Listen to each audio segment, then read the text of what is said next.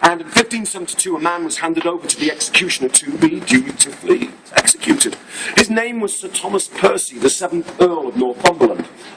Percy was a Roman Catholic, and as you are possibly quite aware, not a good idea to be a Roman Catholic here in England in the 16th century.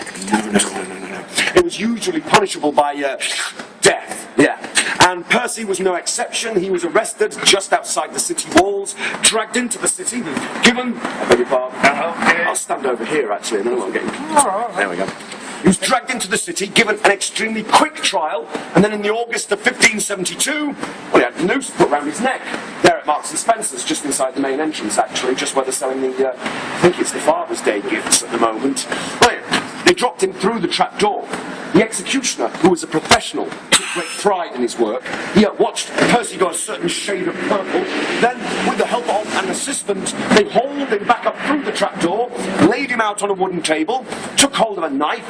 We've heard this before, haven't we? Yeah. But this time the knife isn't retractable. It's real.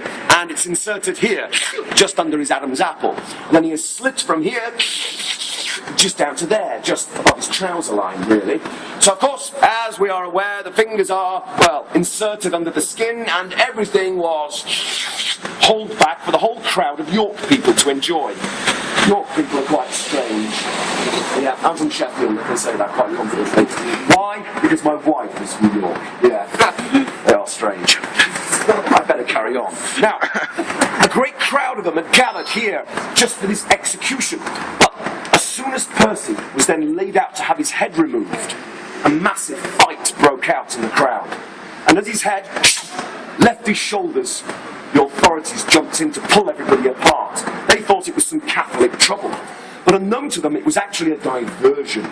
Because as soon as the head was removed and the fight started, two sympathisers to Percy jumped up onto the scaffold, grabbed hold of his body, and they ran off, dragging it behind them, we believe, straight up shambles, hiding it in one of the alleyways, the snickleways until nightfall. When darkness came, they dragged it back down here, and they buried it somewhere inside this graveyard.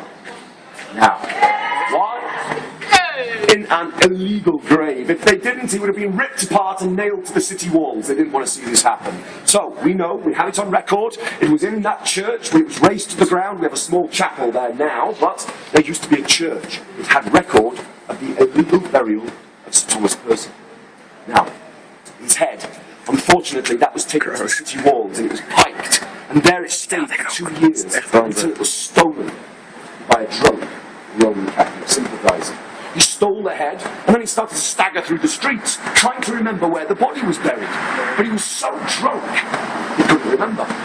He had this vague recollection of Shambles Church. Well, there's two churches.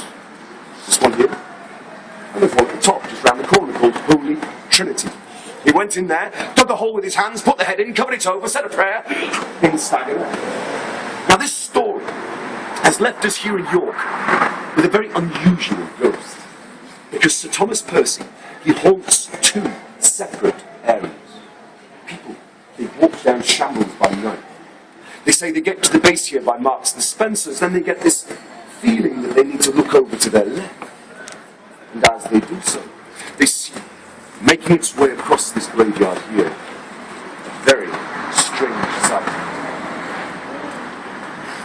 They say, the witnesses, they see it now.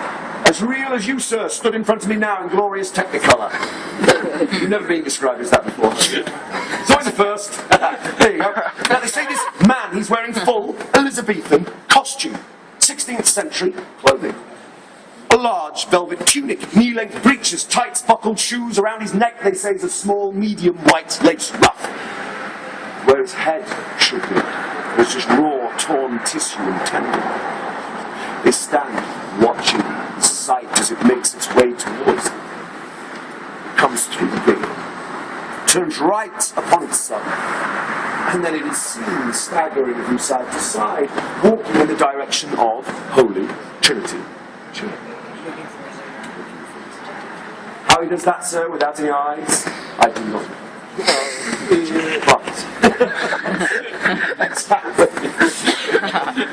Now, witnesses, follow it. They get to the top of Shambles here, they see it cross over King Square, and then it disappears into the Yorkshire Book Clearance Outlet. Bookshop. It's not going in there for a read. No.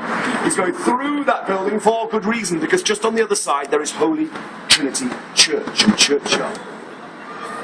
2 summers ago, the York lady went into that churchyard. She said, it was a summer's day. There was nobody in there. I was getting away from the crowds, the tourists. I found my favourite corner. I sat down, took out the newspaper and lunch, she said, and began to read and eat. But then all of a sudden, the atmosphere changed. She said it changed from this hot summer's day to a rather damp and musty autumnal afternoon. So of course, as you would, she said, I put the newspaper down and I looked up. And I saw something on the opposite side of the graveyard. She said, it was a man. He had his back to me as he walked away. He was stooping forward as if he was looking for something. So she thought, he must be an actor from the local theatre, because he's got this sort of Elizabethan 16th century costume on. Large tunic, knee-length breeches, tight, buckled shoes. Couldn't see his head, she said, of course, because he was stooping forward. Now, she thought, I'll ignore him. So she went back to the newspaper, thinking that he was an actor or somebody who's feeling a bit bored.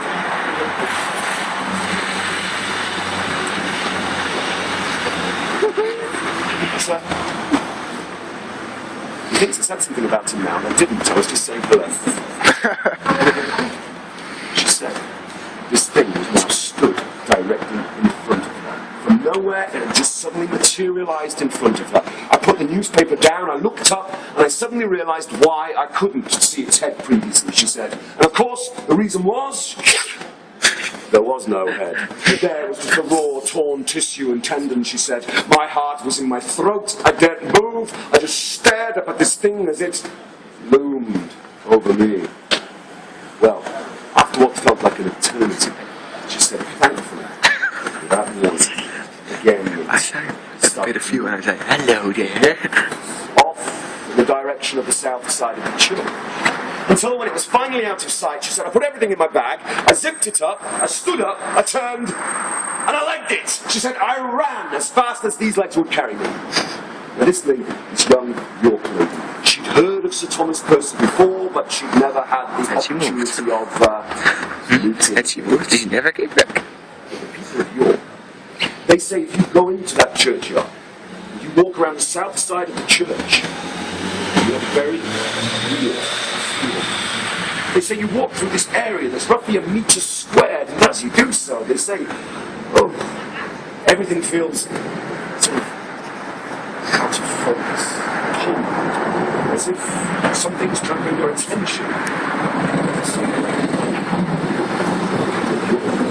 They say that particular area where these people feel this very untoward feeling, they say it's that exact area where Percy's head is buried. All those years ago by that rather liquidly challenged sympathiser. Now, I'm not from York. My wife is. But I did say to her, has anybody been into that churchyard with a shovel, had a dig down to see if the head's there, you know, to verify the story? Yeah. Should we move on? She pauses.